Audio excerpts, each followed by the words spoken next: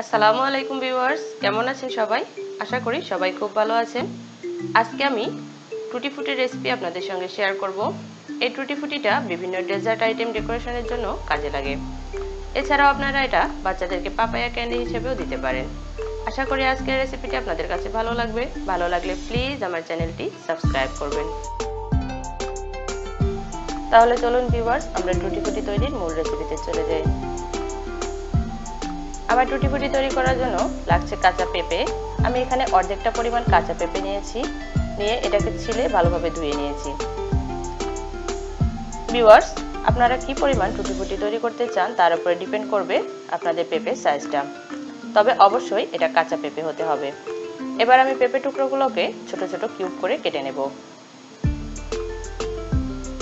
দেখুন ভিউয়ার্স, এরকম ভাবে আমি টুকরোগুলোকে কেটে নিচ্ছি। আপনারা চাইলে এর চাইতে বড়ও করতে পারেন, আবার এর চাইতে ছোটও করতে পারেন।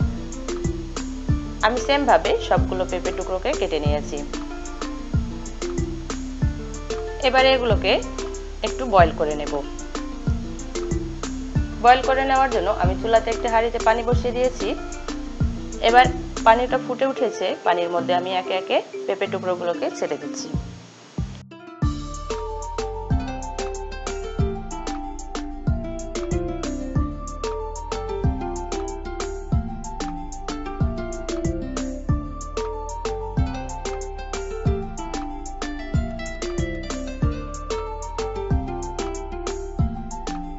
এবার হাঁড়িতে ঢাকনা দিয়ে দিচ্ছি, পানিটা ফুটে ওঠা পর্যন্ত অপেক্ষা করছি। পানিটা ফুটে উঠলে এই ফুটন্ত পানির মধ্যে পেঁপের টুকরোগুলোকে আমি 4 মিনিটের জন্য বয়েল করে নেব। 4 মিনিটের বেশি বয়েল করা যাবে না, তাহলে পেঁপে টুকরোগুলো বেশি সেদ্ধ হয়ে যাবে। এই পেঁপে টুকরোগুলোকে আমি 50% সেদ্ধ করে নেব।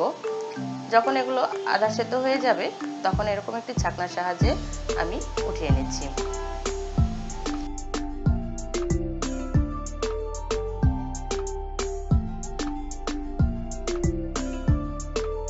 এভাবে সবগুলো উঠিয়ে নিয়েছি।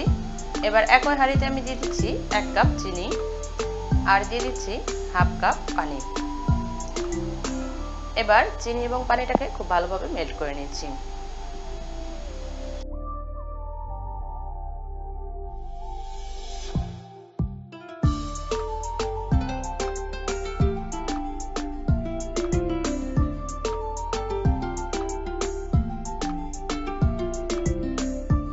যখন চিনিটা পানির মধ্যে পুরোপুরি গলে গিয়ে এরকম বলক চলে আসবে, তখন এই শিরার মধ্যে আমি আগে থেকে সিদ্ধ করে রাখা পেঁপের টুকরোগুলোকে দিয়ে দিচ্ছি।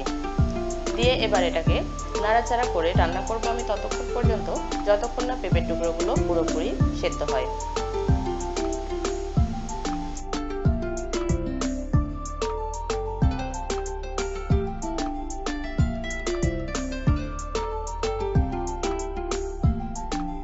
আমার এই পেঁপের টুকরোগুলো পুরোপুরি সেদ্ধ হয়ে গেছে। এবার আমি এগুলোকে চুলা থেকে নামিয়ে আলাদা আলাদা বাটিতে বেটে নিচ্ছি।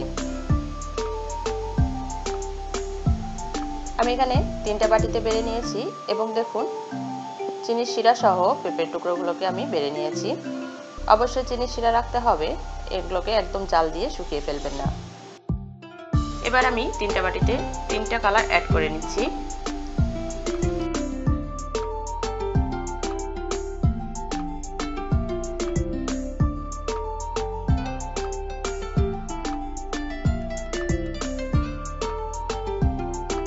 ভিউয়ার্স, আমার সবগুলো কালার এখানে অ্যাড করা হয়ে গেছে। আমি এখানে লাল, সবুজ এবং কমলা কালার ব্যবহার করেছি। আপনারা আপনাদের পছন্দ অনুযায়ী যে কোনো কালার এখানে ব্যবহার করতে পারেন। এবারে বাটিগুলোকে আমি সারা রাতের জন্য ফ্রিজে রেখে দিচ্ছি। এতে করে কালারগুলো পেঁপের সঙ্গে খুব ভালোভাবে সেট হয়ে যাবে। ফিরছি সারা রাত পর। ভিউয়ার্স, সারা রাত পরে আমি ফ্রিজ থেকে বাটিগুলোকে বের করে নিয়েছি। খুব ভালোভাবে পেঁপের সঙ্গে কালারগুলো সেট হয়ে গেছে। এবার আমি এই রসগুলোকে ঝরিয়ে ফেলবো।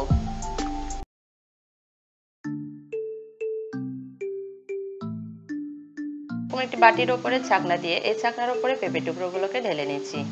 এতে করে এক্সট্রা রসগুলো খুব সহজে বের হয়ে যাবে।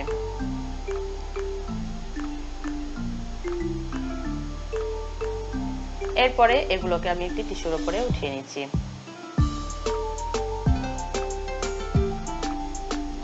ফুটিয়ে নেওয়া হয়ে গেছে। এবার এটাকে একটা সাইডে সরিয়ে রাখছি। এবার এই টিস্যুর উপরে যতটা সম্ভব হাত দিয়ে চেপে চেপে রসগুলোকে আমি বের করে নিচ্ছি। খুব বেশি চাপতে যাবেন না, তাহলে এগুলো গলে ভর্তা হয়ে যাবে। হালকা হাতে এগুলোকে চেপে চেপে আমি রসগুলোকে সোক করে নিচ্ছি। এবার আমি একটি ছড়ানোর ট্রে নিয়ে নিয়েছি। এই ট্রের মধ্যে টুটি ফুটিগুলোকে একদম পাতলা করে বিছিয়ে নিচ্ছি। আমি একইভাবে বাকি টুটি ফুটিগুলোকেও রস ছড়িয়ে ট্রের মধ্যে নিয়ে নিচ্ছি। ভিউয়ার্স, আমি সবগুলো এভাবে নিয়ে নিয়েছি। এবার এই টুটি ফুটিগুলোকে আমি শুকিয়ে নেব। আপনাদের কাছে রোদের ব্যবস্থা থাকলে আপনারা এটাকে রোদ্রেও শুকাতে পারেন, এছাড়া ফ্যানের বাতাসে অথবা ওভেনেও আপনারা এটাকে শুকাতে পারেন। আমি এগুলোকে রোদ্রে শুকিয়ে নেব। শুকিয়ে যাওয়ার পরে আমি এটা আপনাদেরকে দেখাচ্ছি। ভিউয়ার্স, আমার টুটি ফুটিগুলো শুকিয়ে গেছে। আমি এগুলোকে সার্ভ করে নিয়েছি। দেখে নিশ্চয়ই বুঝতেই পারছেন এটা কত সুন্দরভাবে শুকিয়ে গেছে।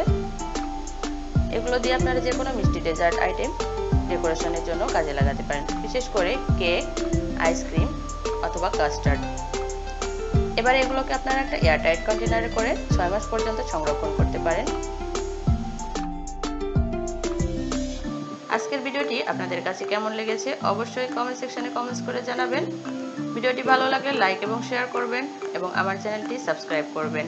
আর এর মধ্যে যারা আমার চ্যানেলটি সাবস্ক্রাইব করেছেন তাদেরকে জানাচ্ছি অসংখ্য ধন্যবাদ। আজ এ পর্যন্তই। সবাই খুব ভালো থাকবেন এবং আমার জন্য দোয়া করবেন। আল্লাহ হাফেজ।